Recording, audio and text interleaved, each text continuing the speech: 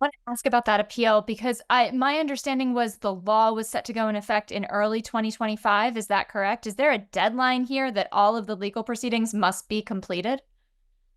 The judges are not on that kind of deadline. So both TikTok and the government have asked the judges in the DC circuit to rule by December 6th. And the judges will probably do that. The reason that they wanted a quick turnaround from the DC circuit is that the divest or ban clock runs out on January 19th, the last day of the Biden administration. And in theory, if the law stands all the way through, that is the day that TikTok would be banned in the United States if a divestment hasn't occurred. Now, big grain of salt with that, because if either the full panel of the DC circuit grants en banc review, or if the United States Supreme Court grants certiorari, or if petitions for either of those things are still pending on the 19th, it seems very likely to me that the judges who are still considering whether or not to grant this case, or the judges who have said that they are going to consider this case, would also stay the effect of the law until that decision is made.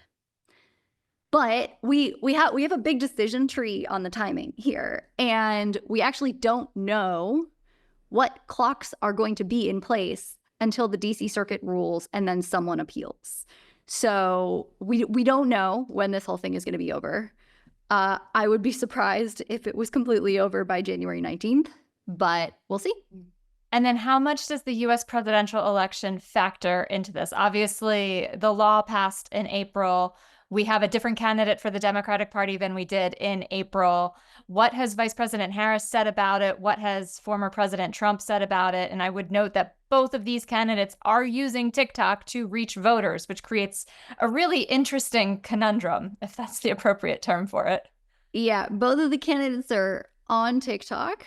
The law has gone into effect, right? And so if the law stands, President Trump has flip-flopped on TikTok. He was the original guy who tried to ban TikTok.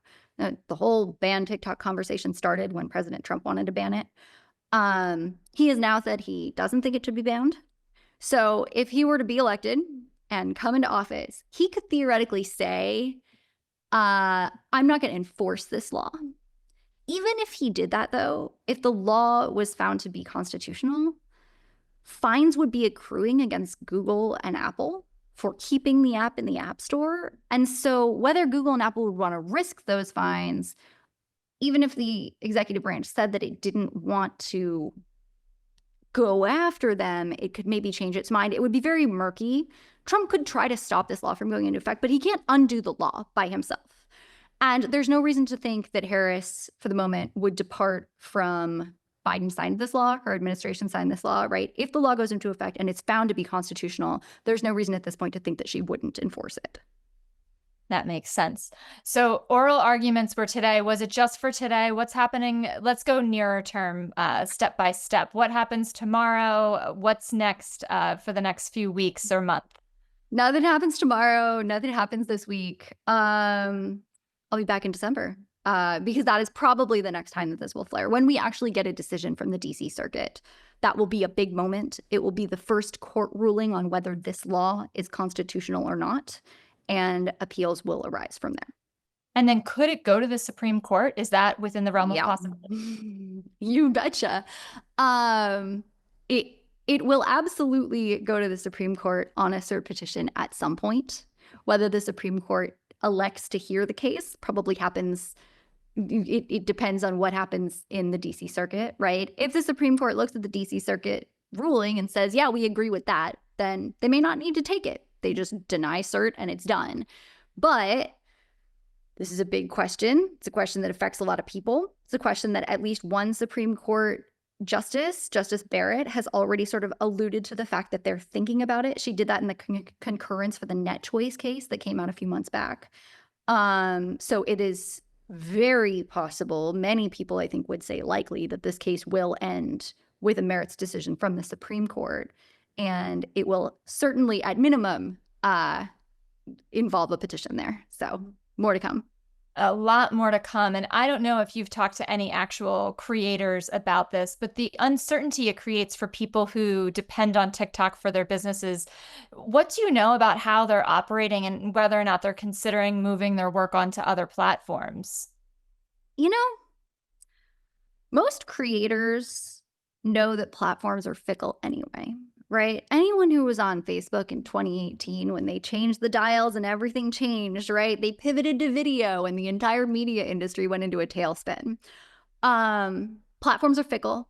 They can change on a dime. You can have tons of distribution and then no distribution. And often you don't even know why.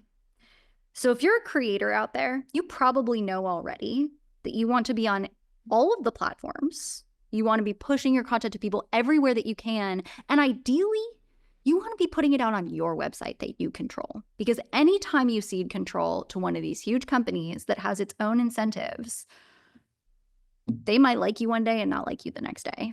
And that uncertainty is true here of TikTok, but it's true of every other platform too. So creators, diversify and try as much as you can to control your own destiny and make sure that you're pushing people to platforms and websites that you personally control. Emily Baker White, thank you so much for joining us today. We so appreciate your time and analysis.